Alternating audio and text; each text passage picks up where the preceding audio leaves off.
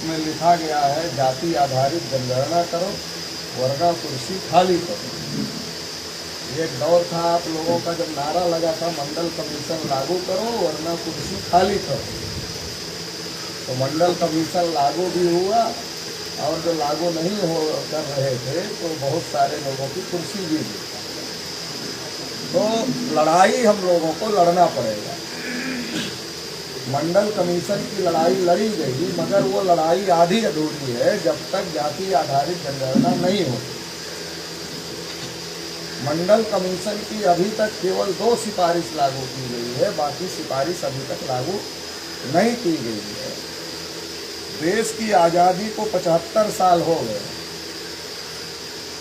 75 साल की आज़ादी में देश में अमृत महोत्सव मनाया जा रहा है और ये कहा जा रहा है कि अमृत काल चल रहा है। तो एक तरफ अमृत काल चल रहा है, अमृत महोत्सव मनाया जा रहा है, दूसरी तरफ देश की जो सबसे बड़ी आबादी है, आधे से भी ज़्यादा बड़ी आबादी है, उस आबादी को इस बात के लिए संघर्ष करना पड़ रहा है, इस बात के लिए रैली मोर्चा निकालना पड़ रहा है, यात्राएं करनी पड़ रही है कि देश में जानवरों की गिनती होती है मगर ओबीसी की गिनती नहीं। ये बहुत ज़्यादा दुख की बात है हम लोगों के लिए कि जानवर भी गिने जा रहे हैं मगर हम इतनी बड़ी संख्या में होकर नहीं गिने जा रहे। जानवरों के पास वोट डालने का अधिकार नहीं है। वो किसी की सरकार बना देंगे, बिगाड़ देंगे, ऐसी कोई ताकत जानवरों के पास में नहीं है। हमारे पास तो वोट देने का अधिकार है। निषाद जी वोट देंगे तो भी एक गिना जाएगा, यादव जी देंगे तो भी एक ही गिना जाएगा, विश्वकर्मा जी देंगे तो भी एक ही गिना जाएगा, पटेल जी देंगे तो भी एक ही गिना जाएगा, कुशवाहा जी देंगे एक ही गिना जाएगा और पंडित जी देंगे तो एक ही गिना जाएगा। उनका 10 नहीं गिना जाएगा और हमारा एक नहीं, सबका एक गिना जाएगा। तो लोकतंत्र में संख्या मायने रखती है, लेकिन हमारी भी संख्या है। 75 साल से लोकतंत्र में हमारी भी संख्या है और हर 5 साल में हम वोट लाइन लगा करके डालने का काम करते हैं, लेकिन हमारी समस्याओं का समाधान क्यों नहीं है? हमारी गिनती क्यों नहीं हो रही? हमें हमारा हक क्यों नहीं मिल रहा है? इस देश के धन धरती राजपाट में जगदेव प्रसाद कुशवाहा कहते थे कि 100 में 90 शोषित हैं और शोषितों ने ललकारा है धन धरती और राजपाट में 90 भाग हमारा है। तो ये 90 भाग जो है, ये 90 का जो हिस्सा है शोषितों का, ये शोषितों का हिस्सा 90% क्यों नहीं मिलता? उसका कारण ये है कि हमारा क्या अधिकार है ये हम जानते ही नहीं। हमको क्या लड़ाई लड़ना चाहिए, क्या लड़ाई नहीं लड़ना चाहिए ये हम जानते नहीं। हम गाने पर डांस नहीं करते, हम तो धुन सुनकर डांस करते। जिसकी धुन अच्छी लग गई उधर डांस करने लगे। गाना क्या चल रहा है इससे कोई मतलब ही नहीं। तो इसलिए हर पार्टी आती है, अच्छी अच्छी बात करती है और अच्छी अच्छी बात करके हमारे लोगों का वोट लेती है और हमारे लोगों का वोट लेकर के राज करती है और हमारी स्थिति में कोई परिवर्तन नहीं होता है। तो इसलिए अपने हक अधिकारों के बारे में पिछड़ा वर्ग जागृत हो, जागृत होकर संगठित हो और संगठित होकर लड़ाई लड़ने का काम करे। इसलिए हम लोग ये यात्रा चलाने का काम कर रहे हैं, क्योंकि देश में जो अखबार है, जो टीवी है, वो हमारे मुद्दे को दिखाने वाली नहीं, वो हमारी बात को दिखाने वाली नहीं। देश की टीवी इस बात पर ज्यादा समय खर्च कर रही है कि बागेश्वर धाम का बाबा चमत्कार कर पाएगा कि नहीं करता है, इस पर टीवी खबर चला। अरे ये खबर चलाने वाली बात है। अरे चमत्कार करने वाला होगा तो हमारे बहुत सारे लोगों के घर छप्पर के हैं, बहुत सारे लोगों के पास पक्के मकान नहीं है, बहुत सारे लोगों के पास अच्छा घर नहीं है। तो ये टीवी पर चलाने की क्या बात है? एक बार वो चमत्कार कर दे, सबका घर 3 मंजिला बढ़िया रंगा पोता बढ़िया बन जाएगा। ये टीवी पर बहस करने की क्या जरूरत है? बागेश्वर धाम का बाबा चमत्कार कर पाता है कि नहीं कर पाता है? एक बार चमत्कार करेगा, सबको पता चल जाएगा कि चमत्कार होता है। और हो गया। हमारे पास साइकिल नहीं थी, कार खड़ी हो गई। घर नहीं था, 3 मंजिला घर बन गया। ऐसा चमत्कार तो हुआ नहीं आज तक। मगर टीवी वाले दिन रात इसकी खबर दिखाते हैं। पाकिस्तान में लोग भुखमरी से मर रहे हैं, इसकी भी खबर चलती। बांग्लादेश में लोग मर रहे हैं, इसकी भी खबर चलती। श्रीलंका में मर रहे हैं, इसकी भी चलती। हमारे देश में मर रहे हैं, इसकी खबर नहीं चलती। खाते यहाँ की है और खबर पाकिस्तान, बांग्लादेश, श्रीलंका की दिखाते हैं अखबार और टीवी। खाते यहाँ की जनता की समस्याओं को नहीं दिखाते हैं, दिखाते हैं पाकिस्तान, बांग्लादेश, वहां का। क्यों दिखाते? क्योंकि अगर पड़ोसी दुखी में हो तो हमारा कलेजा ऐसे ठंडा हो जाता है।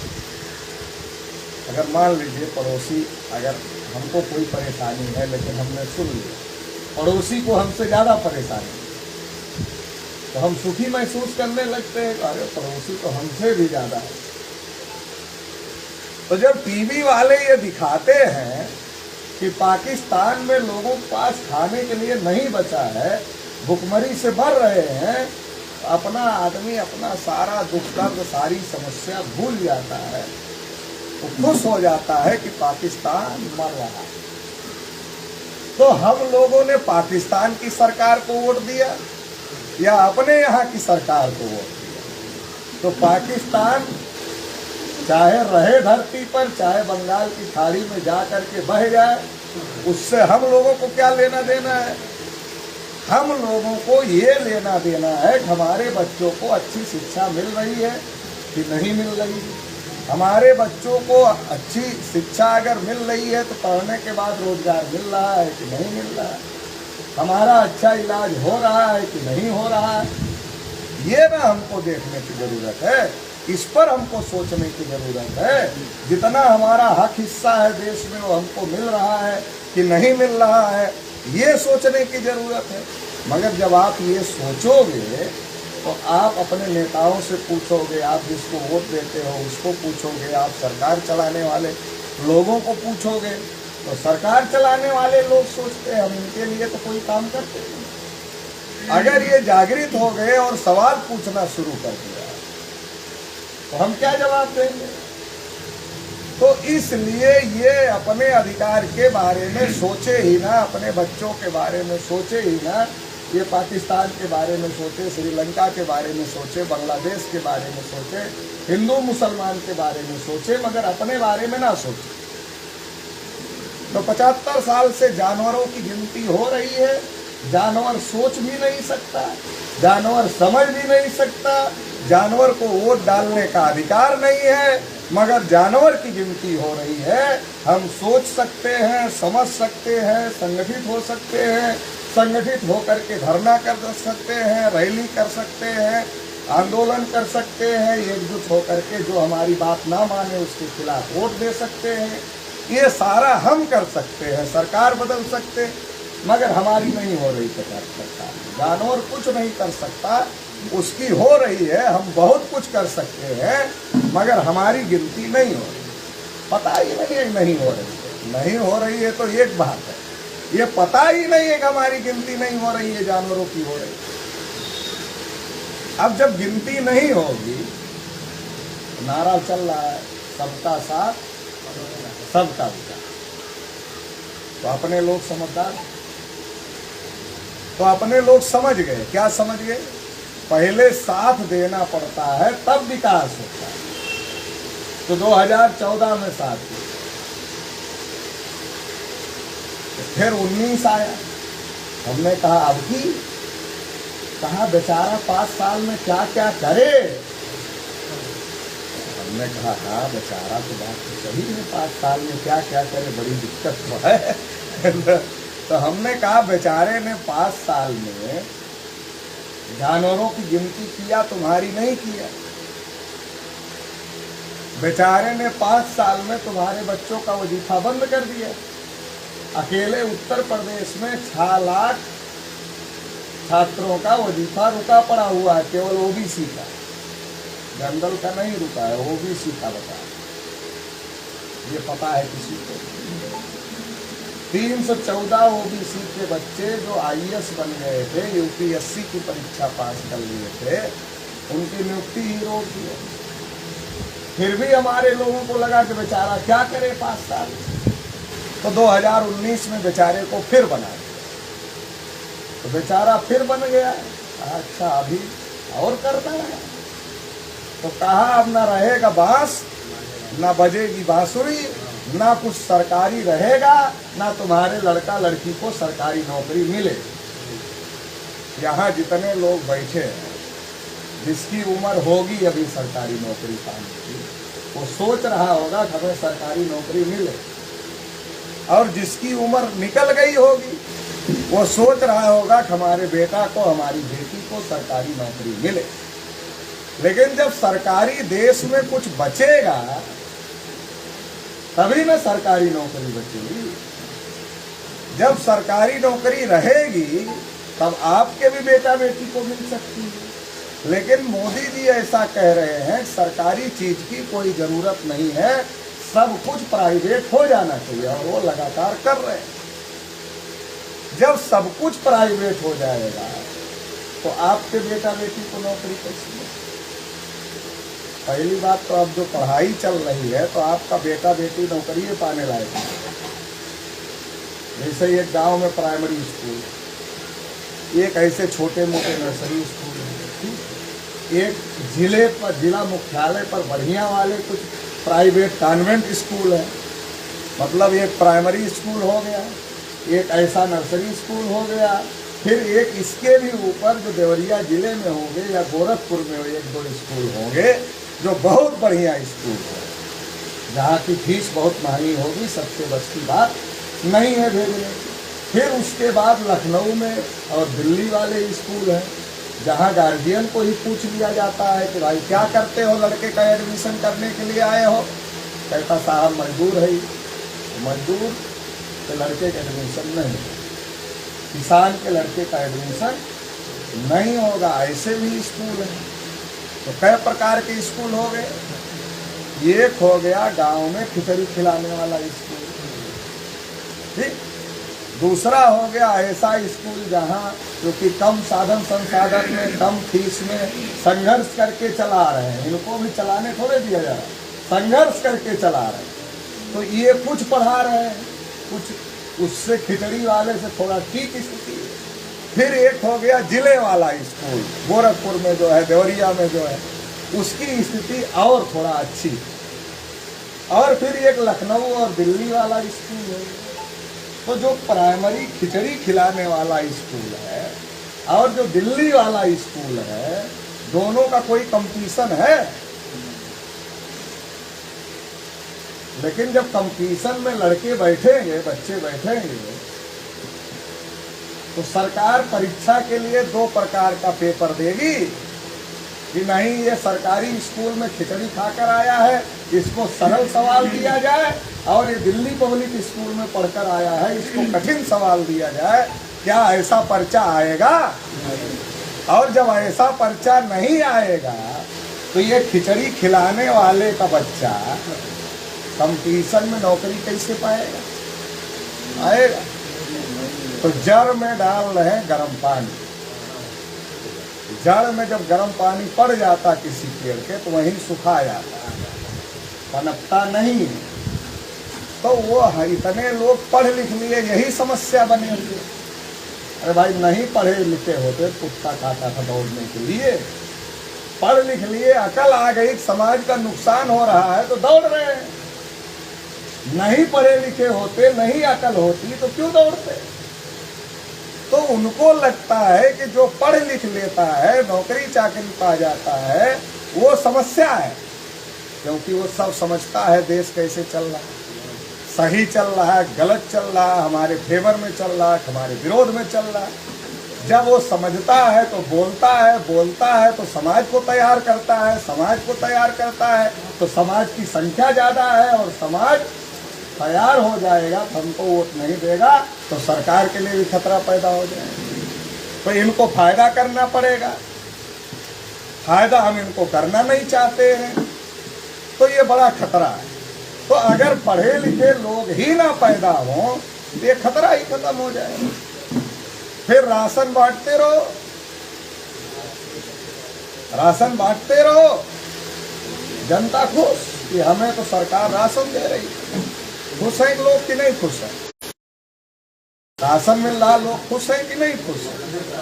लेकिन क्या आपने कभी ये सोचा कि आप राशन पर खुश, आपका बेटा राशन पर खुश, उसका बेटा राशन पर खुश, उसका बेटा राशन पर खुश, उसका भी बेटा राशन पर खुश, उसका भी बेटा, ये पीढ़ी दर पीढ़ी राशन। आपका बेटा भी डॉक्टर, मास्टर, वकील, इंजीनियर, प्रोफेसर होना चाहिए, अच्छी जिंदगी जीना चाहिए। इसके बारे में भी कोई सोच और समझ दिमाग के अंदर कुछ घुसती है कभी कभी? वो लोग तो चाह रहे कि आप उतने सोचो जितने वो सोचवा रहे। राशन जो लोग बांट रहे हैं उनके पास खेत नहीं है, खेत है उनके पास? जो खेत में पैदा कर रहा है उसको उसकी कीमत नहीं मिल रही। और ये जीवन जीने का अधिकार बाबा साहब अम्बेडकर ने संविधान में लिखा हुआ, गरिमापूर्ण हर आदमी का, कोई मरना नहीं चाहिए। इसकी वजह से देना पड़ रहा है। 75 साल में सरकारें इतनी नालायक हो गई कि आदमी 2 जून के राशन की व्यवस्था करने लायक नहीं रहा, इसलिए तो राशन देना पड़ रहा है। अगर 2 जून की रोटी की व्यवस्था करने लायक आदमी होता तो राशन देने की क्या जरूरत पड़ती? वो कमाता और खाता, कमा कर खा नहीं पा रहा है, इसलिए राशन देने की जरूरत पड़ रही है, वो उनकी जिम्मेदारी। लेकिन क्या हमारी पीढ़ी दर पीढ़ी राशन पर ही टिकी रहेगी? क्या हमें हमारे बच्चे को डॉक्टर, इंजीनियर, प्रोफेसर, वकील, नेता, अभिनेता, मुख्यमंत्री, प्रधानमंत्री बनाने का अधिकार नहीं है?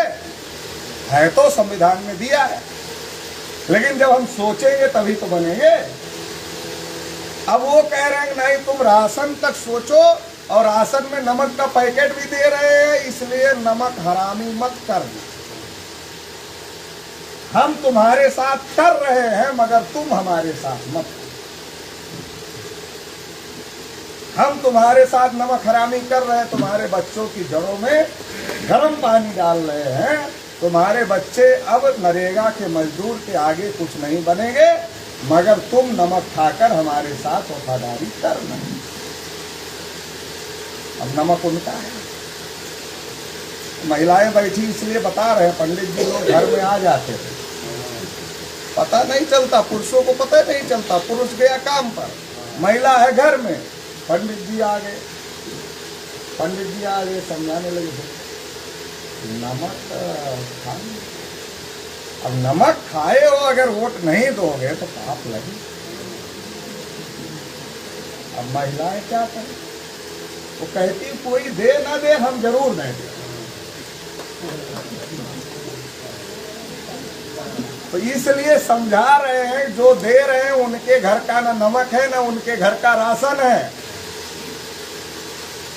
नमक भी आपके हमारे जैसे मजदूर किसान लोग निकाल रहे हैं, पैदा कर रहे हैं, और राशन भी हम ही आप मेहनत करके खेत में गर्मी ठंडी बरसात में मेहनत करके पैदा कर रहे हैं, और हम आप पैदा कर रहे हैं। अगर उसकी सही कीमत मिल जाए तो राशन देने की जरूरत ना पड़े, लेकिन उसकी सही कीमत नहीं मिल रही, और फिर ये टैक्स का पैसा सरकार के पास जाए।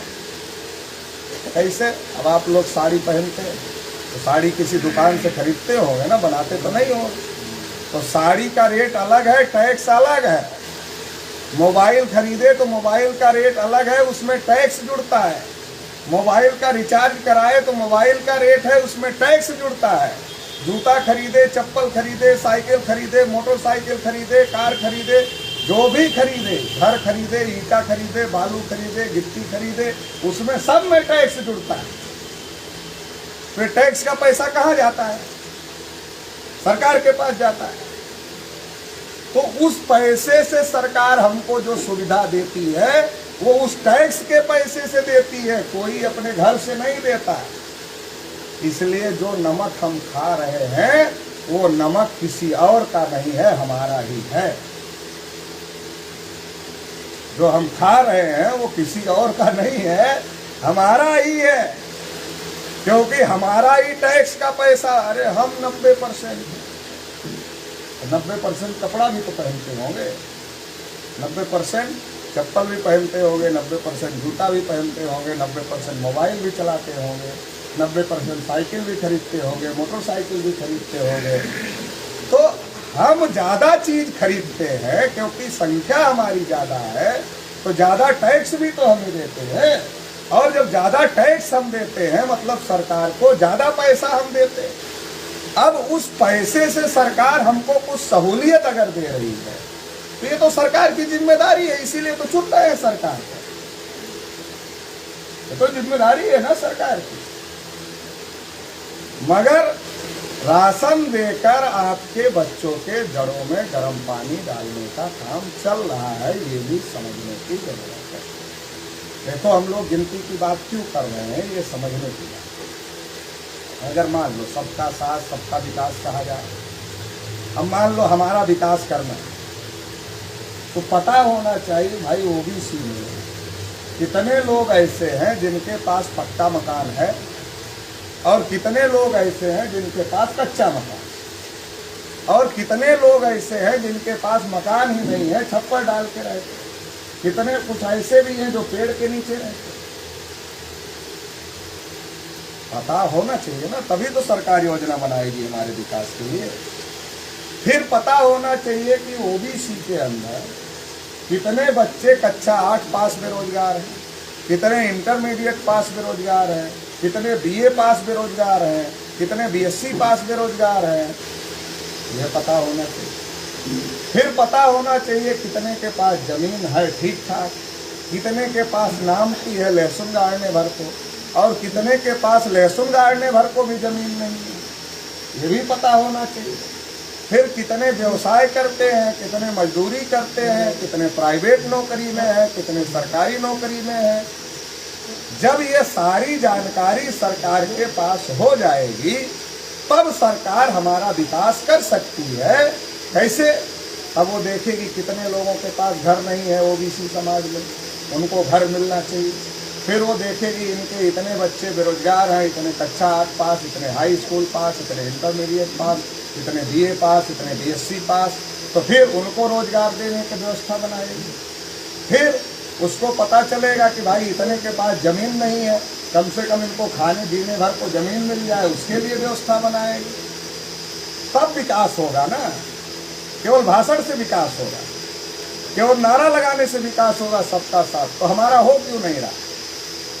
ये गिनती होगी तब ये सारा पता चलेगा, और जब पता चलेगा तब सरकार को इसके लिए योजना बनाएगी, इसके लिए बजट पास करेगी, तब हमारा विकास हो। तो कर क्यों नहीं रही सरकार? कर इसलिए नहीं रही है, मान लो आप लोगों को थोड़ा पीला करना है, तो पीला कैसे किया जाता है? हल्दी लगाना पड़ता है। लेकिन कुछ लोग ऐसे हैं जिनको हल्दी दिखा दिया जाए तो पीले हो जाते हैं। ऐसे मान लो ऐसे दूर से हल्दी दिखा दे और आप लोगों का रंग पीला पड़ जाए तो लगाने की जरूरत है? तो सरकार चलाने वाले ये देख रहे हैं कि इनको हल्दी लगाने की जरूरत नहीं है, ये तो देखकर पीले हो जाते। हम कहते विकास करेंगे, ये मान लेते विकास करेंगे, और ये हमको वोट दे देते। और 75 साल से कांग्रेस भाजपा तमाम पार्टियां आई गई और यही खेला चल रहा है। हमारी गिनती आज तक नहीं हुई, सब लोग अच्छी अच्छी बात करते हैं और अच्छी अच्छी बात करके चले जाते हैं वोट लेकर के। कुछ बचा खुचा दारू पर ले लेते हैं, साड़ी बांट कर ले लेते हैं, मुर्गा खिला कर ले लेते हैं, इसमें भी तो ले लेते हैं। तो ये वोट का अधिकार दारू मुर्गा पर देने के लिए नहीं, ये वोट का अधिकार राजा बनने का अधिकार है। देखो पहले जब राजा लोग होते थे तब कैसे राजपाट हासिल होता था? एक राजा दूसरे राजा पर चढ़ाई करता है। या मान लो हम राजा नहीं है, मान लो राजशाही होती तो हम 100, 200, 500 आदमियों की फौज तैयार करते और फौज राजा के ऊपर अटैक कर देती। या तो राजा की सेना हमें मार देती, या तो हम राजा को मार देते, और जो जीत जाता वो राजा हो जाता। पहले तो ऐसे होता था। तो अब ये सिस्टम बदल गया। अब सेना नहीं तैयार करनी, हथियार नहीं इकट्ठा करना है, फिर क्या करना है? आदमी को इकट्ठा करके एक जगह जो ज्यादा वोट डलवा लेगा वो राजा हो जाए। अब इसकी ताकत हम समझ ही नहीं पाए। हम तो कहते लाओ 500 रुपया तुम्हें दे देंगे, लाओ 2 शीशी दारू तुम्हें दे देंगे, खिलाओ मुर्गा तुम्हें दे देंगे, दे दो साड़ी तुम्हें दे देंगे। ताकतें नहीं समझ पाए 75 साल की आजादी में कि वोट की ताकत क्या है, यही नहीं समझ पाए। जब नहीं समझ पाए तो हमारे साथ तो ऐसे ही है। तो ये समझने की जरूरत है। अगर गिनती होगी तब हमारी समस्याओं का समाधान होगा, अगर गिनती नहीं होगी तो हमारी समस्याओं का समाधान नहीं होगा। इसलिए हम लोग गिनती, अच्छा घर में जिसके घर में 4 लड़के हों और थोड़ा माँ बाप उसको थोड़ा ध्यान ना दे, क्या कहता? कहता घर में हमारा कोनो गिनती है, क्या कहता? 75 साल में गिनती नहीं है देश में, देश में गिनती नहीं है। तो इसके लिए हम लोगों को लड़ाई लड़ने की जरूरत है। हम लोगों की आबादी 52% थी कब? 1931 में, जब देश में अंग्रेज थे तब गिनती होती, और जब अंग्रेज चले गए तो गिनती बंद हो गई, क्योंकि अंग्रेजों के जाने के बाद पंडित जी लोग देश में आ गए, इनका कब्जा हो गया। तो पंडित जी लोगों का दिमाग तेज चलता है, हमारे लोग तो सीधे साधे लोग हैं, जैसे समझा देते वैसे समझ जाते। पंडित जी लोगों ने देखा कि हमारी आबादी 3.5% है। पंडित कितना? 100 में 3.5, और हम लोग कितना? 100 में 90। शोषित वंचित जो लोग, तो ये एक तरफ 3.5, एक तरफ 90। तो पंडित जी लोग सोचे अगर हर साल जाति जाति गिनती होती रही तो हर साल पता चलेगा पंडित 3.5% है, पंडित 3.5% है, पंडित 3.5% है, 3.5%। एक दिन लोग सोचेंगे कि यार इसको बार बार क्यों जिताते हैं, हम ज्यादा संख्या में है, ये कम संख्या में है, इसी को बार बार जिताते हैं, यही जीतता है, यही प्रधानमंत्री बनता है, यही काम करता है, और यही हमारे खिलाफ काम करता है। तो उन्होंने सोचा अगर गिनती होगी तो ये झंझट बढ़ जाएगी और आजाद भारत में हम लोग राज नहीं कर पाएंगे। इसलिए इनको पता ही नहीं चलना चाहिए इनकी कितनी संख्या है। तो आज तक नहीं पता चला कितनी संख्या, आज तक गिनती ही नहीं हुई। अब जब गिनती नहीं है तो हिस्सा कैसे मिलेगा? बिना गिनती के हिस्सा मिल पाएगा? जैसे मान लिया एक माई बाप के 4 लड़का, और एक लड़का बचपन में गायब हुई, वो जियत हुआ, लेकिन अब बचपन में गायब हुई तो घर की गिनती से बाहर है ना। जब तक वो परिवार रजिस्टर में उसकी गिनती नहीं होगी घर के, तब तक हिस्सा कैसे मिलेगा? जब वो परिवार रजिस्टर में आएगा तभी हिस्सा मिलेगा, और एक बार बाहर हो गया तो आने के लिए लड़ाई लड़ना पड़ेगा उसको, तभी आएगा रजिस्टर में। जब आएगा तभी घर में हिस्सा मिलेगा। वैसे देश में जब हमारी कोई अलग से गिनती नहीं है तो हमारा जो हक हिस्सा है वो हक हिस्सा हम लोगों को नहीं मिल रहा। हर जगह जमीन में, कल कारखाना, उद्योग धंधा, नौकरी चाकरी, हर जगह हमको जितनी हमारी संख्या उतना मिलना चाहिए। अगर मिल जाए तो हम राजा नहीं हो जाएंगे, तो राशन की जरूरत पड़ेगी। अरे भाई हम जितने हैं उतना % नौकरी पा जाएं, उतना % जमीन पा जाएं, उतना % कल कारखाना, उद्योग धंधा, फैक्ट्री में हिस्सेदारी पा जाएं। जब हर चीज हम पा जाएंगे, अंबानी को राशन की जरूरत है, अडानी को राशन की जरूरत है, काहे ना? ब्राह्मणों को राशन की जरूरत काहे नहीं? उनको उनका हिस्सा मिला। हमारे आदमी को राशन की जरूरत क्यों है? इनका हिस्सा हड़प लिया गया, इनका हिस्सा हड़प लिया गया है और हड़पने वाले लोग ही राशन दे करके कह रहे हैं इसी में खुश रहो, अपना हिस्सा मत मांगो, राशन में खुश रहो। बाबा साहब अम्बेडकर ने लिखा, कहा कि हमें शासन करती जमात बनना है। क्या करना है? शासन करने वाली जमात बनना है। और आरएसएस बीजेपी वाले क्या कह रहे हैं? तुम्हें राशन लेती जमात रहना है। बाबा साहब कहे तुम्हें शासन करती जमात बनना है, आरएसएस बीजेपी वाले कह रहे हैं तुम्हें राशन लेती जमात रहना है। तुम भी राशन लो, तुम्हारा बेटा भी राशन ले, तुम्हारा उसका बेटा भी राशन ले, उसका बेटा भी राशन ले, उसका बेटा भी राशन ले, पीढ़ी दर पीढ़ी राशन खाते रहो, हमारा काम करते रहो। तो ये जो देश में चल रहा है इसको बदलने की जरूरत है। अब मान लो कुछ लोगों के पास इसमें जमीन हो, किसान हो, आप लोग जब मार्केट में जाते हैं, मान लो कुर्सी पर आप लोग बैठे हैं, कुर्सी मान लो आपको खरीदना है बाजार से, तो आप जाते हैं तो क्या कहते हैं? हम 400 रुपया देंगे इसका, कि आप दुकानदार को पूछते हैं भैया ये कुर्सी कितने में देंगे? आप पूछते हैं ना दुकानदार को कि कुर्सी कितने में दोगे? तो कुर्सी का दाम कौन तय किया? जिसने उसको बनाया हो, फैक्ट्री मालिक ने तय किया होगा, अपनी लागत जोड़ा होगा, अपना मुनाफा जोड़ा होगा, सरकार का टैक्स जोड़ा होगा, फिर उसके बाद उसने उसका रेट तय किया होगा। साइकिल, मोटरसाइकिल, कार, कपड़ा, जूता जो भी आप खरीदते हैं तो बनाने वाले ने तय किया। अच्छा, माचिस की डिबिया खरीदने जाओ सबसे छोटी सी, उस पर भी रेट लिखा रहता है ना, ये तो आप नहीं कहते नहीं हम इतने में खरीदेंगे, उस पर भी रेट लिखा रहता है। क्या लिखा रहता है? MRP, maximum retail price, Hindi में क्या? अधिकतम खुदरा मूल्य। इसका मतलब क्या है? ज्यादा से ज्यादा इसको इतने में बेचा जा सकता है। जो माचिस की डिबिया पर जो पैसा लिखा होता है वो ज्यादा से ज्यादा में उतने में बेचा जा सकता है। तो आपको कितने में मिलता है? ज्यादा से ज्यादा जितने में उसको बेचा जा सकता है उतने में आपको खरीदने के लिए मजबूर किया जाता है और आप खरीदते हैं। लेकिन आप भी धान वान पैदा करते होंगे, गेहूँ पैदा करते होंगे, सरसों पैदा करते होंगे, अरहर पैदा करते होंगे और बहुत चीज पैदा करते होंगे, तो आप भी बेचते होंगे कभी कभी, तो आप भी अपना गेहूँ लेके बाजार में जाते होंगे। तो बनिया पूछता है कितने में गेहूँ दोगे, कि आप पूछते हो कितने में हमारा गेहूँ लोगे? कौन पूछता है?